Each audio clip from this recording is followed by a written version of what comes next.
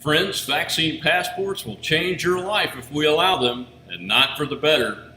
From the Western Journal's op-ed page, quote, "Has there ever been a time in history when we have trusted technology companies less than we do today, both with our information and to do the right thing?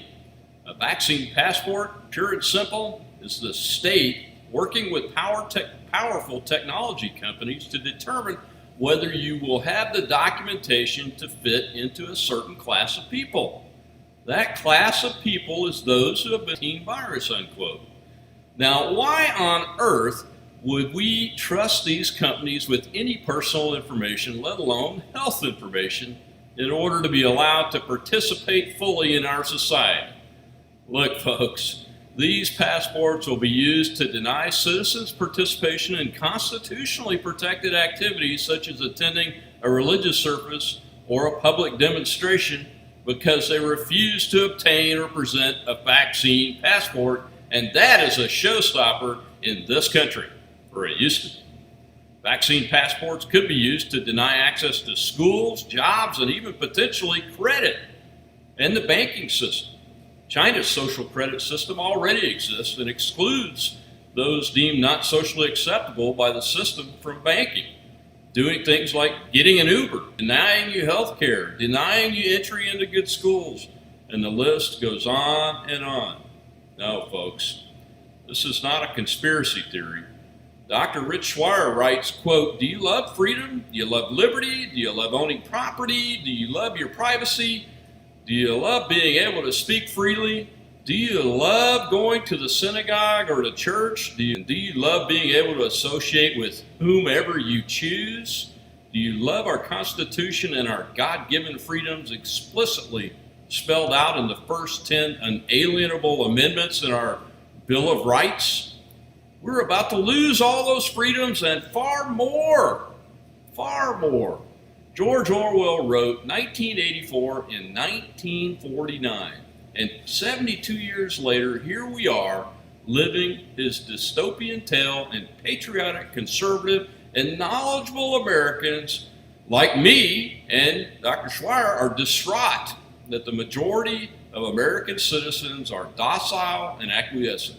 That same majority of Americans and the world, they bought the fake fear. They went along with the unnecessary lockdowns. They stayed in their homes. They donned their masks, which they're still wearing, sometimes even two, and fell for the lies, Schweier said. He continued, "China's plan for a social credit system is much like our financial credit system. But this system is about analyzing your character of the Chinese Communist Party, or the CCP. It's an idea straight out of Orwell's 1984. The original Chinese proposal for the system, titled social credit system, unquote, is ungodly control. Unfortunately, the second half of the paper is in Chinese, with the point being every Chinese citizen must be good little communists or consequences. Here's just one paragraph from this evil and obnoxious system. Quote, "Accelerating the construction of a social credit system is an important basis for comprehensively implementing the scientific development view and building a harmonious socialist society.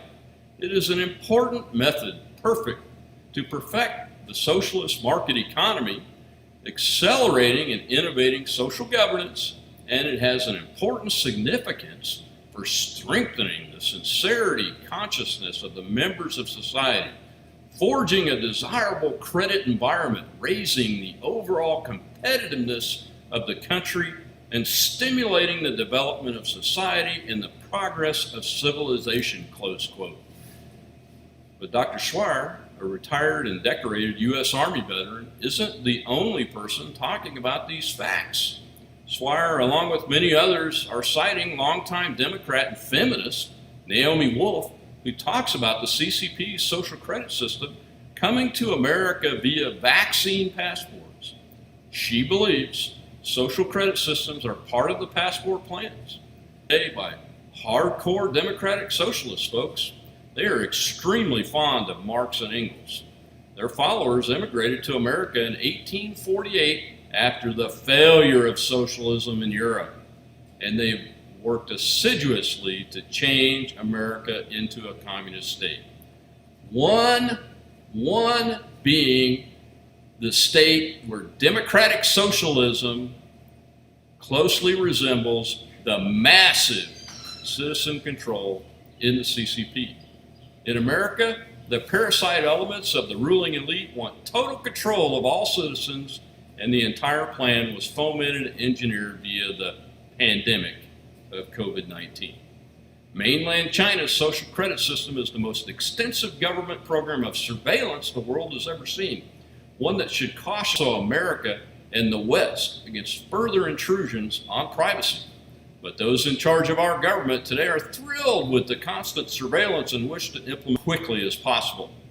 A Wall Street Journal article estimated that 10% of East Germans were Stasi spies, but that's nothing compared to in 2020, an additional 600 million cameras were installed in China, one for every 2 citizens.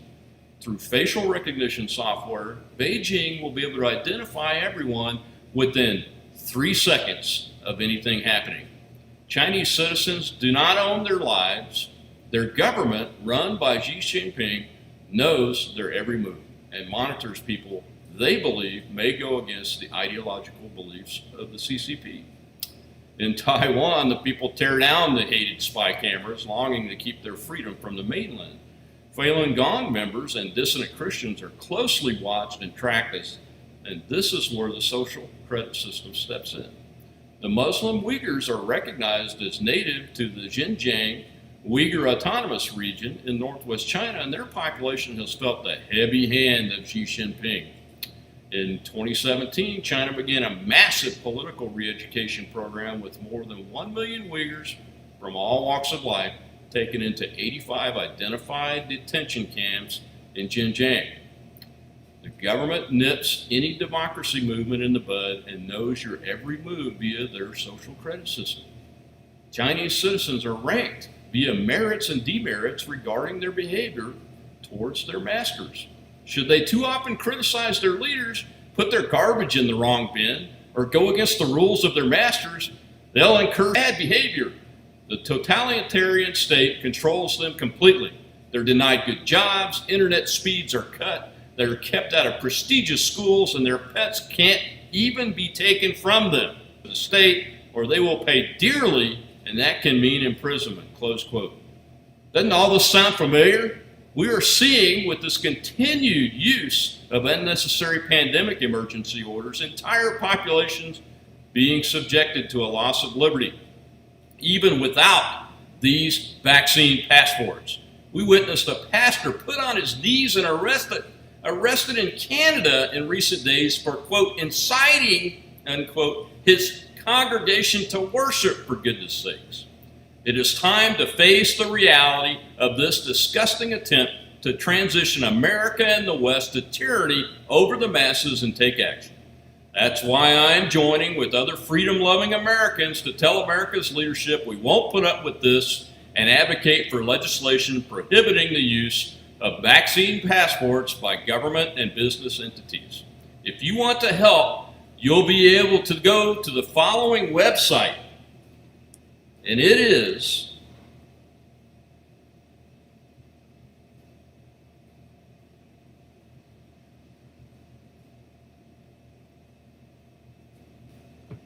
stopvaxpassports.org. Stopvaxpassports.org. Go there. You can sign the petition. You can put your name on the letter and add your voice to send America's do it today.